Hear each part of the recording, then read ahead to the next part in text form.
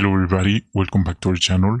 In today's video, we're going to be considering some of the spiritual gems comments for the week of July 15th to 21st, 2024. Friends, we welcome you, and now let's get started. So the first question comes from the book of Psalm 64 verse 3, and let's read it. This one says, "They sharpen their tongue just like a sword. They aim their cruel words like arrows." So the question for this is, how does this verse motivate us to keep our speech positive?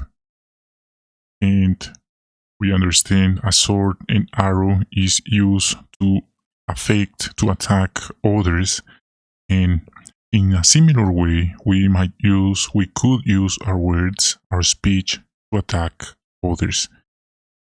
And it's much easier to destroy a building than to put up a new one. In a similar way, our speech is often a reflection of what we are inside and how we view others. It doesn't take much to identify another person's faults and tear him down with cutting remarks. On the other hand, keeping our speech positive requires skill, and is something that the Bible says we must use our speech to encourage and building up others and not the opposite. Okay, let's move on to the second one. What spiritual gems from this week's Bible reading would you like to share? And we find in number 1 in the book of Psalm 63 verse 1.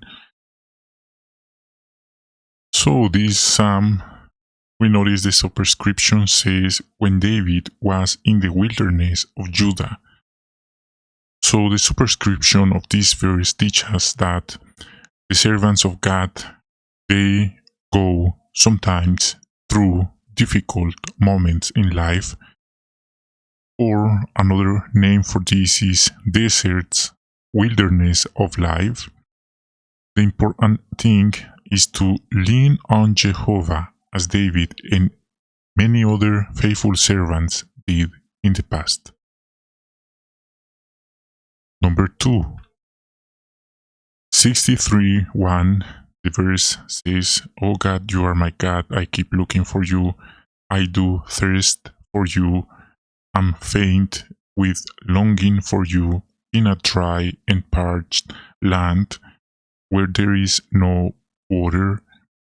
For many persons, life of itself is their most precious possession, but of course we value our lives, but we value also having a personal relationship with our Heavenly Father, Jehovah, above everything else, even life itself apart from their Creator. Our relationship with Jehovah is the source of our joy. Number 3, Psalm 63 verse 1, the same verse teaches another gem. David compares his desire for fellowship with his God to a longing for water in a dry wilderness. So intense was David's desire for help and refreshment from Jehovah. There is no doubt this is a good example for us. 4, 63 verse 3 says, "Because your loyal love is better than life." God's loyal love is better than life, says this verse, because without it, life is meaningless and purposeless. We are wise to cultivate friendship with Jehovah. Number 5, Psalm 63:6. "I remember you while upon my bed. I meditate on you during the watches of the night." This teaches that nighttime, quiet and devoid of distraction, can be an excellent time for meditation. Number 6, 63 3 verse 3 teaches that life apart from God lacks true purpose. But Jehovah's loyal love expressed toward David gave real meaning to his life. Intimacy with God always makes life meaningful for his approval servants, assures them of divine help and guidance, and enables them to look forward to an eternity of happy living. 7. 64:1. This verse says, "Hear my voice, O God, as I plead. Safeguard my life from the dreadfulness of the enemy." This verse makes us think how important it is to ask always, even if we are starting our day, asking to Jehovah to keep us and protect us from the evil we see and also from the evil we don't see around us. We are in spiritual war. Number 8. 64 verse 2 says, "Shield me from the secret plots of wicked men, from the crowd of wrongdoers." This teaches a good reason not to spread harmful gossip is that it can be murderous.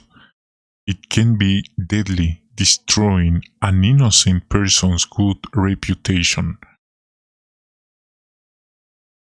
9. 64:10 says, "The righteous one will rejoice in Jehovah and take refuge in him." Admittedly, it's not always easy to be joyful in life, and there will be ups and downs. But Jehovah inspired the reassuring words of this psalm. Even at times when we are discouraged, we can trust that those who prove themselves righteous ones by remaining faithful despite changes in their circumstances will rejoice in Jehovah. And the same verse teaches that sensing Jehovah's approval is the key to having deep inner joy. Trials, though not enjoyable in themselves, don't change this awareness. On the contrary, enduring them with integrity is a victory that results in a good heart condition. And finally, we have 11, and this is 65 verse 2, and this says about Jehovah, hearer of prayer. So he's the hearer of prayer, and human kings don't allow just anyone to enter into the royal palace unannounced. An audience with a king is a restricted privilege. So is prayer to the King of the eternity. Of course, those approaching him through Jesus Christ with proper appreciation of God's glorious majesty can expect to be heard.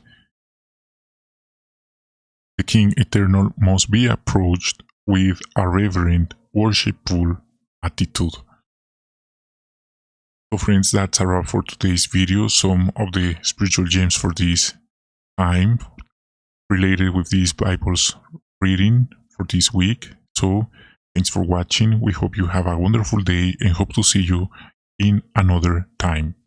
See you next time.